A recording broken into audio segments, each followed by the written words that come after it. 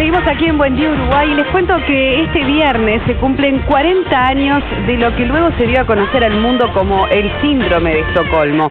¿Dónde tiene su origen este síndrome de Estocolmo? Bueno, fue un caso muy particular que ocurrió hace 40 años atrás, justamente en la capital de Suecia, en Estocolmo, cuando unos captores toman a 4 rehenes en el asalto a un banco que quedaba situado en plena ciudad de Estocolmo y conviven durante 6 días en la bóveda del mismo, en un lugar obviamente muy reducido. Bueno, se dice que este fue el primer caso que despertó luego en los estudiosos, en los psicólogos, la denominación de síndrome de Estocolmo, porque justamente los rehenes con sus captores mantuvieron durante esos días de encierro en la bóveda una relación muy particular. Acá se está, por ejemplo, viendo alguna de las imágenes del lugar donde tuvieron que convivir. Una relación muy especial al punto que cuando fueron rescatados los rehenes de ese lugar, no querían salir sin asegurarse que sus captores no fueran castigados. Es más, durante un momento que logran rescatar a esos rehenes, se abrazan junto a sus captores. Bueno, eso generó, por supuesto, que un montón de interrogantes sobre qué es lo que había sucedido en esa relación entre secuestradores y secuestrados, que llevó a entablar durante esos días de convivencia un vínculo afectivo. Muy bien, ese era el caso entonces que daba origen a lo que conocemos hoy por hoy como síndrome de Estocolmo y sucedía hace 40 años atrás. Ahora con Fanny Berger ella nos va a explicar exactamente en qué consiste los síntomas y en qué fenómenos ocurre este síndrome de Estocolmo. Bueno, más imágenes de lo que era el caso de Estocolmo, pero vamos a otro quizás mucho más puntual, porque se trata en este caso de una rehén. Y muchas veces este síndrome está vinculado a una relación entre captor y muchas veces es la mujer, la rehén de esa situación que genera un vínculo especial, o al menos en la mayoría de los casos que conocemos como famosos. La que estamos viendo en pantalla se llama Patricia Hearst. Ella es la nieta de un magnate californiano que fue raptada en el año 1974 por una guerrilla californiana. Luego de pagar el rescate, de ofrecer todas las condiciones que había pedido esta guerrilla para poder liberar a Patricia Hearst, que tenía 19 años, no se supo, a pesar de haber pagado con las condiciones, nada de su vida hasta 2 meses después. Y fíjense qué curioso, se la encuentra, la policía logra encontrarla cuando ella estaba robando junto a la guerrilla un banco. Es ahí, entonces se vuelve cómplice de la guerrilla, o sea, en ese tiempo que estuvo secuestrada. Acá tenemos una imagen justamente de ella en el momento en que asaltaba el banco. Y por ejemplo este titular que dice Patty Hearst, estamos hablando, reitero, del año 1974, lo que nunca se dijo sobre su vida y su secuestro. ¿Qué argumentaba su abogado defensor en aquel momento? Decía, a esta joven los secuestradores le lavaron el cerebro. Este fue un caso entonces muy famoso y acá cuando era buscada, ¿verdad?, por la policía, por el FBI, intentando dar con su paradero. Otro caso más reciente en el tiempo, el de Natalia Campuch, que fue secuestrada cuando tenía 10 años. Su captor la mantuvo en un sótano de una casa, acá estamos viendo la imagen del captor, durante 8 años. Esta es la casa donde ella recibió todo ese tiempo de encierro, ¿verdad? Muy fuerte porque además lo que dicen de ella, y por eso lo asocian también con el síndrome de Estocolmo, es que cuando falleció su secuestrador, a pesar de todo lo que había vivido, lloró y encendió una vela por él. Lo que quizás algunos expertos lo explican de esta manera. A veces ese vínculo que se establece entre la persona secuestrada y el secuestrador parece mucho más familiar que el resto del mundo. Cuando salen a la vida, cuando salen al mundo luego de estar capturados, todo eso parece tan lejano, tan poco reconocible, que a veces el que puede ser tu mayor enemigo al otro día es tu amigo, porque quizás en ese vínculo hasta jugás a las cartas con él. Es una cosa, es un fenómeno realmente muy fuerte. Bueno, acá vemos justamente las imágenes de ese sótano. ¿Y por qué ponemos el caso de Ingrid Betancourt, que no podemos decir de ninguna manera que responda al síndrome de Estocolmo, pero es interesante lo que ella cuenta, ya que tuvo la posibilidad incluso de escribir un libro? Ella dice, 5 años después de su liberación sigue creyendo que el perdón es la salida al conflicto de las FARC en Colombia. ella reconoció, y esto es muy fuerte, que el retorno a la libertad fue muy violento. Uno encuentra un mundo al que ya no pertenece, decía a propósito del momento en el que fue rescatada. Y cuando le preguntaron, bueno, ¿qué piensa de su carcelero, que fue en definitiva la persona que la mantuvo secuestrada, que la supervisaba para que no se escapara, que está en la cárcel, desde el momento que ella recupera la libertad, su carcelero va preso, y ella dice, bueno, al fin él puede sentir todo lo que nos hizo sufrir al estar preso, pero si yo hoy lo tuviera enfrente, y esto lo dice 5 años después, lo abrazaría a mi secuestrador. Bueno, todos casos muy fuertes, hay muchos más, pero para conocer un poco más sobre este síndrome que cumple 40 años este viernes, Fede está con Fanny Berger, que nos los explica como nadie. Adelante.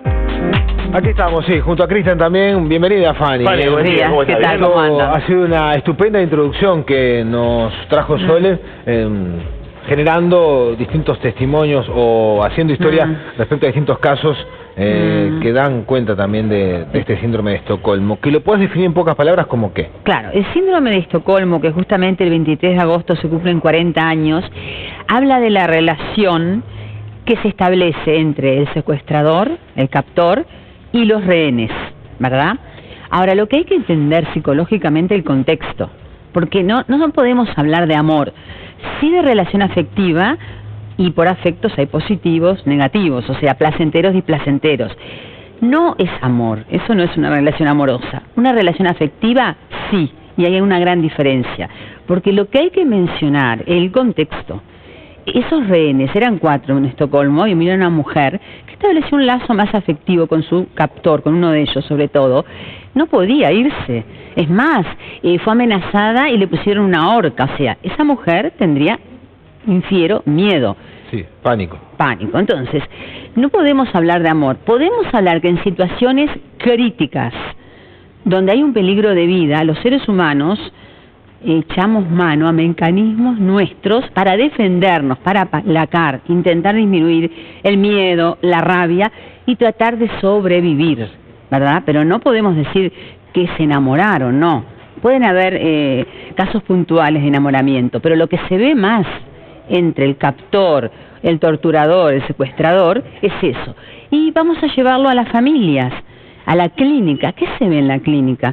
Cuando un adulto sentado frente al psicólogo relata con mucho dolor que fue objeto de abuso por el padre o padrastro, que fue objeto de violencia física o emocional, uno indaga como psicólogo clínico y hay una parte donde el niño se siente merecedor de esa conducta, se la cree, bueno, yo me portaba mal, yo hacía esto, trata en vano de justificar y a veces te dice, y bueno, y yo trataba de no hacer ruido para no despertarlo, o trataba esto. Entonces, hay afecto, ¿verdad? Pero lo que importa es que la base es el temor, no hago ruido, hacía caso para evitar que me abusaran otra vez. Y esto es algo parecido. Muchas veces las personas, para evitar más sufrimiento, para sobrevivir, tenemos estos mecanismos, ¿verdad? Yo no puedo decir que una rehén de 4 días se enamoró de su secuestrador. Trató de adaptarse porque había peligro de muerte, él decía, porque fue un asalto que falló, entonces agarró a los captores y dijo, quiero irme o los mato. Claro, Fanny, pero ahí en un episodio breve, pero luego tenemos episodios como el de Natalia Campos, o, bueno, yendo al caso de Ingrid Betancourt, de años. Ahí también empieza a aparecer el hábito, el acostumbrarse a convivir con el otro y quizás ya dejarlo de ver desde el lugar de captor. Sí, pasa a ser cotidiano el vínculo. Bueno, acá es ambivalente y depende de la estructura de personalidad. Natacha tenía 10 años y una niña de 10 años que no terminó de formar su personalidad, pero bien, que luego de 8 años, un día que pudo escaparse porque estaba lavando el auto, se escapó. Claro. También cuenta que varias veces intentó, pero le vino miedo, le vino pánico. Claro, con el tiempo uno puede ir naturalizando, pero si nosotros tenemos principio de realidad, no nos podemos olvidar que es nuestro captor, que nos puede matar, ¿verdad? Y Natacha creo que tuvo hijos con él, ¿no? O sea, sí, fue abusada, creo que hay un hijo y, bueno, no recuerdo bien los datos, pero uno también, si bien naturaliza, no puede perder la realidad de que está ahí, obligada y que puede irse. Que luego tenga mucho miedo y no se anime a ir, pero siempre lo ve como otra persona que está en contra, enemigo. Igual aparece el perdón en algunos casos. Pero eso es posterior. Estando ahí no hay perdón. No, está bien, pero con el tiempo parece como una actitud, no sé si llamarle de clemencia o de tratar de comprender la postura del otro. El perdón psicológico tiene que ver con disminuir el dolor, es posterior, no todos llegan al perdón psicológico. He hablado con personas que estuvieron presas y en campos de concentración, y es muy personal, y depende mucho también qué hagamos con el dolor. Es todo un proceso. El perdón no es tan fácil, puede ser que hay personas religiosas que les sea más fácil perdonar, pero eso es posterior. Cuando vos estás frente al enemigo, por llamarlo así, tratás de aplacarlo. ¿Qué hace una esposa que es golpeada y no quiere divorciarse o no puede? Trata de calmar al esposo o evitar situaciones donde sabe que él puede golpearla. Claro, hay todo creencias de que me lo merezco, es por mi culpa. Y acá es lo mismo. Yo no creo que estas chicas se hayan olvidado las 24 horas de la situación. Trataban de adaptarse y no pensar, es mi enemigo, pero hay una visión de que no tengo derecho a levantarme e irme. Yo creo que soy libre. El amor tiene que ver con la libertad. De todas maneras, los casos son bien distintos a razón de que no se puede comparar a una niña de 10 años que sea secuestrada a esa edad con un adulto. Claro. La posibilidad de razonar es bien distinta en una menor que en un adulto. De todas maneras, en todos los casos, el vínculo, el sentimiento, entre comillas, que se genera, no es genuino. Siempre es un elemento de defensa ante la situación. Lo que no es genuino es el amor, porque el amor genuino es libertad, y ahí no hay libertad. El afecto sí es genuino, porque es lo que siente. Yo no digo que no se haya encariñado, depende, claro, una niña de 10 años se debe sentir muy desolada, ¿no? No es lo mismo que una mujer adulta. El amor no podemos hablar, pero el afecto, no sé, habría que hablar bien con ella, ¿no? No sé bien qué sintió, pero bien que se escapó, ¿verdad? Claro. Entonces quiere decir que no era libre, y cuando tú no sos libre y no te puedes hacer cargo de tu vida, no podemos hablar de amor.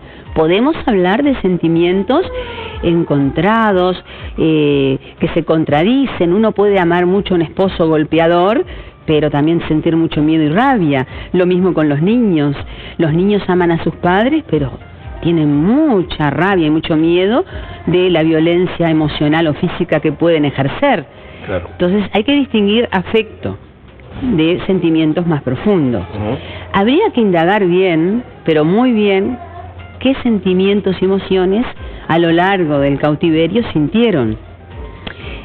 Los niños, por ejemplo, o adultos que tuvieron situaciones donde también por diferentes causas no podían irse de su núcleo familiar, han pasado por todo, desde el miedo, la rabia, el resentimiento, porque la rabia acumulada durante mucho tiempo da resentimiento, y hay resentimiento. Otro tema es qué puedas hacer tú luego que te liberes. Eso corresponde liberen a Juan Gadú, liberen a Juan Gadú. Ya está de brazo en brazo. No, pero esto no tiene nada que ver con lo que estábamos hablando. Pero fíjate que luego del cautiverio importa mucho la estructura de la personalidad. Ahora, durante el cautiverio, a ver, una persona muy, muy miedosa, está en el miedo que puede estar paralizada y puede ser sumisa. ¿Eso es amor? No. No, pero además en situación límite siempre aflora una parte insospechada en la personalidad de cada quien. Fanny, por hoy tenemos que dejar, pero bien interesante este acercamiento al síndrome de Estocolmo, con casos, además con un repaso de casos a lo largo de la historia. Y es oportuno señalar que en Uruguay no han habido casos. Que yo sepa. Yo recuerdo un caso de secuestro, recuerdo no hace tantos años. No conozco. Pero no sé si con estas características, claro. No con el vínculo que se establece para afirmar que hay un... Claro, la moraleja es cómo las personas en determinadas situaciones echamos mano a mecanismos psicológicos que parecen que es cariño y amor, pero en realidad lo que nace del temor y de la rabia son emociones que nos alejan de justamente ese sentimiento tan creador. Muchas gracias, Fanny. Muy amable. Bueno, nos vamos a la segunda tanda de horóscopos.